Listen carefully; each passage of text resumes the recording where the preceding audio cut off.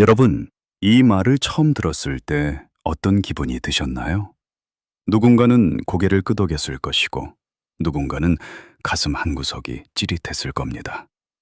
부정하고 싶지만 부정이 안 되는 현실.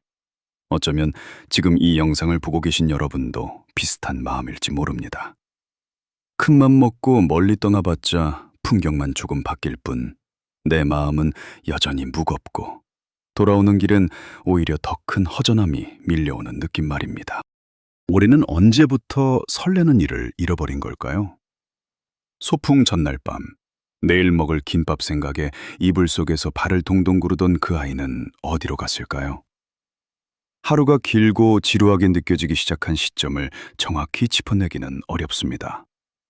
어느 날 갑자기 벼락처럼 찾아온 게 아니라 마치 가랑비에 옷 젖듯 조용히, 그리고 아주 천천히 우리 삶을 잠식해 왔으니까요. 오늘 저는 나이 드는 것은 원래 우울한 것이다 라는 뻔한 결론을 내리려는 게 아닙니다. 그렇다고 여러분의 의지력을 탓하려는 것도 아닙니다. 다만 우리 안에서 정확히 무슨 일이 일어나고 있는지 그 실체를 현미경처럼 들여다보고 싶습니다. 이유를 알면 우리는 분명 달라질 수 있기 때문입니다. 우선 우리 뇌의 메커니즘을 이해해야 합니다. 인간의 뇌는 본래 효율성의 끝판왕입니다. 생존을 위해 에너지를 아끼도록 설계되어 있죠. 낯설고 예측이 안 되는 정보가 들어오면 뇌는 비상사태를 선포하고 풀가동됩니다. 처음 가본 도시의 골목길, 처음 먹어본 이국적인 음식, 처음 만난 연인의 눈빛. 이때 우리 뇌는 도파민을 쏟아내며 세상을 선명하게 채색합니다. 걸음이 빨라지고 심장이 두근거리는 건 뇌가 살아있다는 강력한 증거입니다. 하지만 수십 년의 세월이 흐르며 데이터가 쌓이면 상황은 갈라집니다. 이제 뇌는 웬만한 자극에는 눈도 깜짝하지 않습니다. 유명하다는 식당에 가도 예전에 먹었던 그 맛이랑 비슷하네 라고 결론 짓고, 오래 벼르던 여행지에 도착해도 TV에서 본 거랑 똑같네 라며 흥미를 끕니다. 뇌가 이미 나는 다 안다 라고 오만한 결론을 내려버리는 것이죠. 이것은 감각이 마비된 것이 아니라 뇌가 에너지를 아끼기 위해 지름길을 택하는 과정입니다. 어차피 가봐야 거기서 거기야. 해봐야 내가 아는 그 기분이겠지. 이런 생각들은 사실 뇌가 여러분에게 보내는 게으른 신호입니다. 새로운 영화를 틀어도 5분 만에 스마트폰을 만지작거리고, 새로운 취미를 시작해도 금방 실증을 느끼는 건 여러분의 인내심 문제가 아닙니다. 내가 새로운 정보로 받아들이는 범위 자체가 극도로 좁아진 것입니다. 더 무서운 사실은 어느 순간부터 우리는 이 무감각함을 편안함으로 착각하기 시작한다는 점입니다. 새로운 생각을 하는 것 자체가 피곤해지고 누군가를 알아가는 과정이 귀찮아집니다. 그래서 우리는 봤던 드라마를 또 보고 가던 식당만 가며 익숙한 생각의 틀 안에 자신을 가둡니다. 하지만 여러분, 뇌가 결론을 내리는 속도보다 우리가 살아가야 할 날들이 훨씬 더 많이 남아 있습니다. 뇌가 다 안다라고 자만할 때 우리는 의도적으로 나는 아직 모른다 라는 신호를 주어야 합니다. 뇌가 내린 조기 결론에 균열을 내야 합니다. 거창한 보전이 아니어도 좋습니다. 늘 걷던 산책로에서 한 블록만 옆으로 꺾어보세요. 늘 마시던 아메리카노 대신 이름도 생소한 차를 주문해보세요. 뇌가 이게 뭐지? 라고 멈칫하는 그 찰나의 순간, 멈췄던 설렘의 시계 태엽이 다시 돌기 시작할 것입니다. 재미가 없어진 이유가 단순히 뇌의 효율성 때문만은 아닙니다. 우리 마음이 향하는 방향의 문제이기도 합니다. 거울을 보다가 문득 이런 생각이 들 때가 있지 않으신가요? 나 왜 이렇게 됐지? 젊었을 때는 이러지 않았습니다. 밤을 새워도 끄떡없던 체력, 새로운 프로젝트를 맡으면 밤잠을 설칠 만큼 넘쳤던 의욕, 그리고 내가 세상의 주인공인 것만 같았던 그 기분. 지금은 그 모든 게 신기루처럼 사라진 것 같습니다.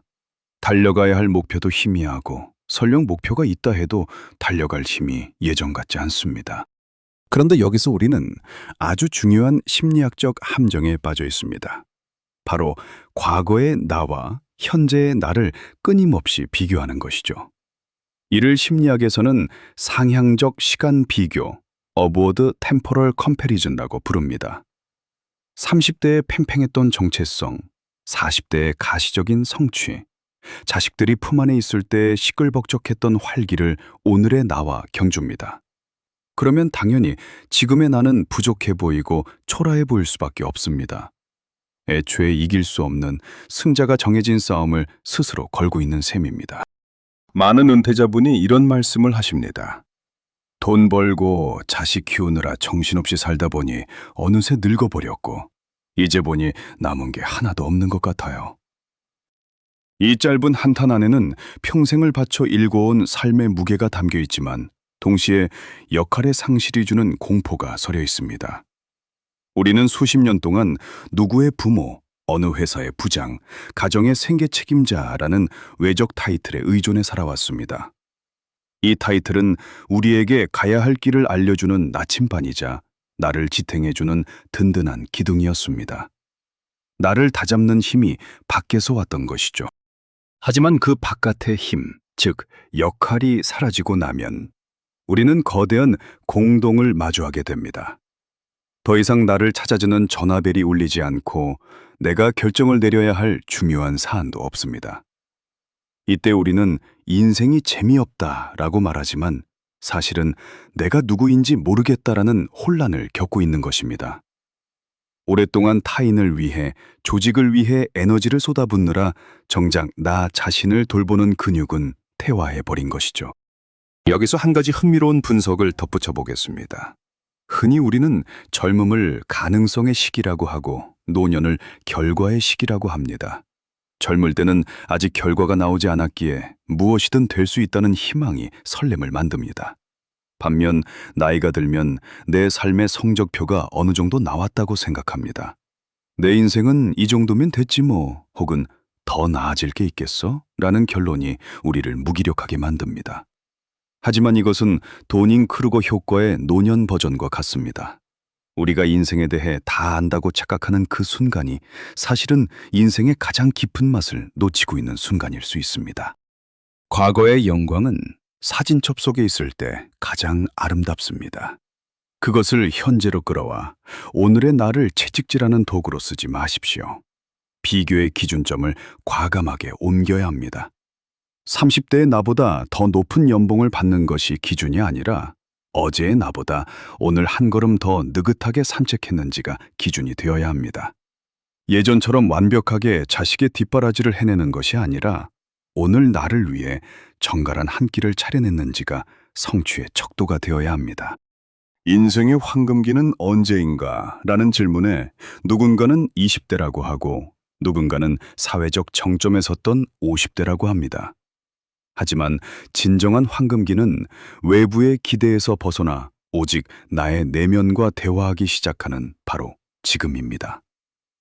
과거의 유령과 경쟁하는 것을 멈추는 순간 여러분 앞에 놓인 초라해 보이던 오늘이 사실은 얼마나 평온하고 자유로운 시간인지 보이기 시작할 것입니다. 우리는 늙어가는 것이 아니라 드디어 나 자신으로 익어가는 시간을 맞이한 것입니다. 한 시청자분이 남겨주신 댓글이 가슴을 먹먹하게 한 적이 있습니다. 어느 순간부터 기대를 안 하니까 실망도 없어지더라고요. 그런데 그게 편안한 건지 아니면 슬픈 건지 모르겠습니다. 여러분은 이 마음이 이해가 가시나요? 편안함과 슬픔 사이 그 어딘가에 자리 잡은 이 묘한 감정. 이것이 바로 우리가 나이가 들면서 삶의 재미를 잃어버리는 가장 결정적인 이유 중 하나입니다. 우리는 살면서 수많은 상처를 입습니다. 믿었던 사람에게 배신당하고 공들였던 계획이 수포로 돌아가고 건강이 예전 같지 않음을 느낄 때마다 우리는 자신을 보호하기 위해 방어 기제를 발동합니다. 그중 가장 흔한 것이 바로 기대 접기입니다. 기대가 크면 실망도 크다는 것을 인생의 경험으로 배운 것이죠. 그래서 우리는 더 이상 무언가를 간절히 기다리지 않기로 결심합니다. 실망이라는 고통으로부터 나를 지키기 위한 최후의 수단으로 기대라는 감정을 거세해버린 겁니다. 하지만 여기서 비극이 시작됩니다. 기대가 없으면 실망도 없지만 동시에 설렘도 사라집니다. 심리학적으로 설렘은 현재가 아니라 미래를 향한 감정입니다. 아직 오지 않은 시간을 미리 당겨서 즐기는 일종의 정신적 축제죠. 내일 만날 사람, 다음 주에 떠날 여행, 다음 달에 피어날 정원의 꽃. 이런 작은 기다림들이 줄지어 있을 때 우리 삶의 시간은 비로소 흐르기 시작합니다. 퇴직 후에 유독 하루가 길고 지루하게 느껴지는 이유도 여기에 있습니다. 직장 생활을 할 때는 싫든 좋든 기다림이 강제되었습니다. 점심시간을 기다리고 주말을 기다리고 휴가를 기다리고 승진이나 성과급을 기다렸습니다. 달력에는 늘 무언가 동그라미가 쳐져 있었고 그 마감들을 향해 달려가는 관성이 우리를 살게 했습니다. 그런데 그 강제된 기다림들이 일순간에 사라지고 나면 달력은 하얀 백지가 됩니다. 무엇을 향해 가야 할지 모르는 채로 덩그러니 놓인 시간은 축복이 아니라 거대한 형벌처럼 느껴지기도 합니다. 건강에 대한 염려가 기대를 가로막는 경우도 흔합니다. 어디를 가고 싶어도 무릎이 아프면 어쩌지 하는 걱정이 먼저 앞섭니다. 맛있는 것을 먹으려 해도 혈압 수치가 올라가면 어쩌나 하는 불안이 식욕을 바파버립니다. 가슴이 조금만 두근거려도 설레는 게 아니라 심장에 문제가 생긴 건 아닐까 겁부터 납니다. 몸이 마음의 발목을 잡으니 마음은 점점 더 안으로 굽어듭니다. 결국 에휴, 다 귀찮다. 그냥 집에 있는 게 제일이지 라며 체념의 옷을 입습니다. 그러나 여러분, 체념과 평온은 한 끗 차이지만 그 결과는 천양지차입니다. 평온은 삶의 파도를 인정하고 그 위에서 균형을 잡는 능동적인 상태지만 체념은 파도가 무서워 바다 자체를 포기해버리는 수동적인 상태입니다. 어차피 가봐야 힘들기만 하지. 다 해본 건데 뭐 별거 있겠어? 라고 말하는 것은 마음의 평화가 아니라 상처받기 싫어 숨어버린 마음의 도망입니다. 이 멈춰버린 시간을 다시 흐르게 하려면 아주 작은 기다림의 씨앗을 다시 심어야 합니다. 거창한 인생 목표가 아니어도 좋습니다. 내일 아침 택배로 올 책 한 권, 이번 주말에 볼 손주들의 영상통화, 다음 달에 한번 가보고 싶었던 옆 동네 산책길. 크기가 중요한 게 아닙니다. 내일은 오늘과 조금 다를 거야 라는 미세한 기대가 존재하느냐가 중요합니다. 철학자 니체는 살아야 할 이유를 가진 사람은 거의 모든 어떻게를 견뎌낼 수 있다고 했습니다. 여기서 이유는 거창한 사명이 아닙니다. 바로 내일이 기다려지는 이유입니다. 기대할 것이 하나만 있어도 우리는 오늘을 버티는 게 아니라 오늘을 살게 됩니다. 여러분의 달력에 아주 작고 사소한 동그라미 하나를 다시 그려보는 것, 그것이 삶의 재미를 되찾는 첫걸음입니다. 정년퇴직 후 2년이 되었다는 한 어르신의 고백이 떠오릅니다. 사별하고 자식들도 다 제 살 길 찾아 떠나고 이제는 딱 세 끼 먹고 사는 것만 남은 내가 있네요. 이 짧은 문장은 나이가 들수록 우리 삶에서 무엇이 빠져나가고 있는지를 정확히 찌릅니다. 살아있기는 한데 과연 살아가고 있는 것일까요? 단순히 생존하는 것과 삶을 향유하는 것의 차이는 어디에서 오는 걸까요? 심리학자들은 감정을 공명 레저넌스이라고 표현합니다. 즉, 감정은 진공 상태에서 혼자 만들어지는 것이 아니라 타인이라는 울림판이 있을 때 비로소 증폭된다는 뜻입니다. 우리가 느끼는 기쁨, 설렘, 심지어는 분노와 질투조차도 사람과 사람 사이의 관계 속에서 발생합니다. 그런데 나이가 들면 이 울림판들이 하나둘 사라지기 시작합니다. 직장 동료라는 사회적 관계가 끊기고 자식이라는 정서적 기둥이 독립하며 때로는 평생의 동반자와 사별하기도 합니다. 이것은 단순히 외로움의 문제가 아닙니다. 감정의 장소가 사라지는 문제입니다. 이야기를 나눌 상대가 없다는 것은 내 감정을 쓸 곳이 없다는 뜻이고 쓰지 않는 근육이 퇴화하듯 우리 마음의 결도 무뎌집니다. 누군가에게 내일의 계획을 이야기하고 상대방의 눈빛에서 반응을 확인하고 사소한 농담에 함께 웃음을 터뜨리는 그 짧은 순간들이 사실은 우리 삶을 지탱하던 정서적 에너지원이었습니다.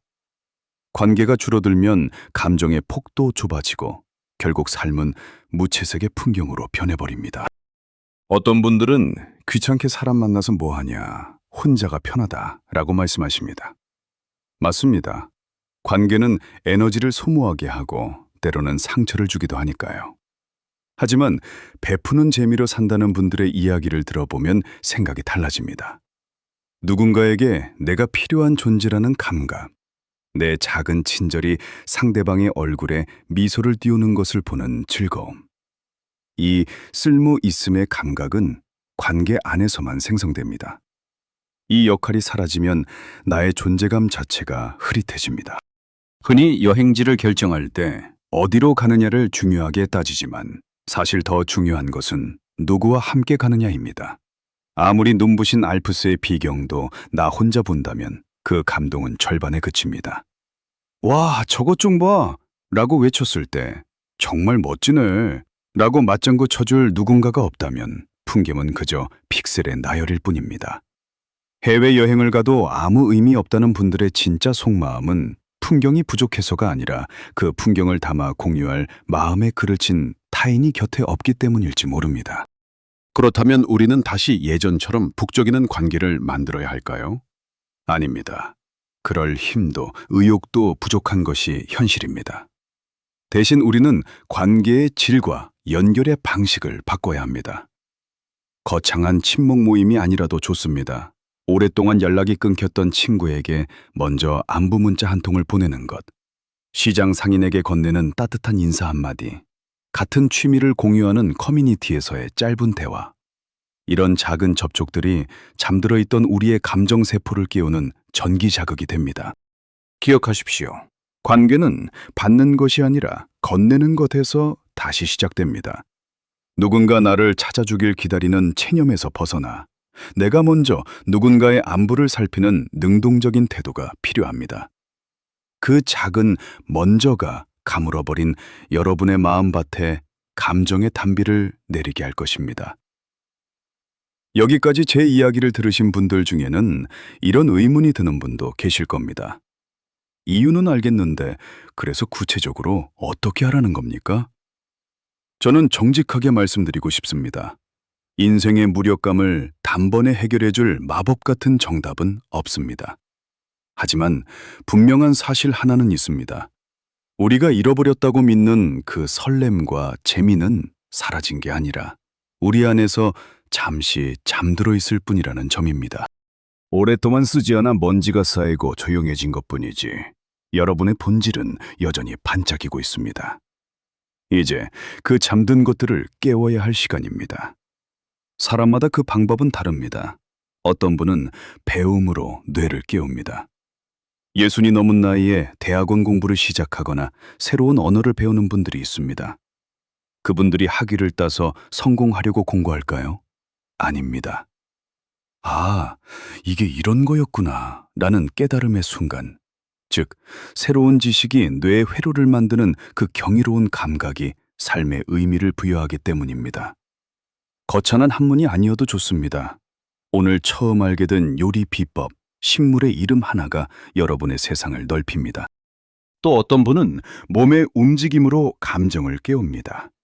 흔히 우리는 즐거워야 노래를 부른다고 생각합니다.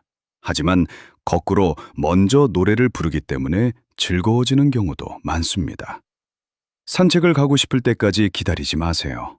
일단 운동화 끈을 묶고 현관문을 나서면 기분은 몸의 움직임을 따라오게 되어 있습니다. 감정은 생각보다 몸의 상태에 민감하게 반응합니다.